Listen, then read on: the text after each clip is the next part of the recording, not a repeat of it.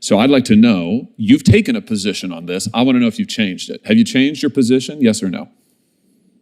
I don't have a position on mandatory minimums. You did have a position in 2013. You signed a letter. I've read it to you now multiple times. Senator Blackburn read it to you. I'm looking for a yes or a no. Have you changed your position, or do you still believe that there shouldn't be mandatory minimums for these kinds of crimes against children?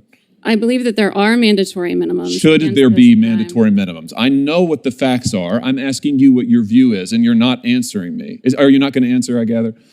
I believe it's really important in entering this position with the Sentencing Commission, if I'm confirmed. Are there any crimes for which you would support a mandatory minimum? Because you've also said that you think that the commission ought to change the sentencing guidelines to allow judges to depart from mandatory minimums upon considering the various 3553A factors, which would get all mandatory minimums. Is there any crime for which you think a mandatory minimum is appropriate?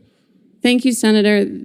My understanding is this body decides whether there are mandatory minimums, and as a commissioner, my job would be... You make recommendations. I'm asking you if you think that there's any crime, rape, for which there ought to be a mandatory minimum, because you said earlier there shouldn't be. I'm astounded by that.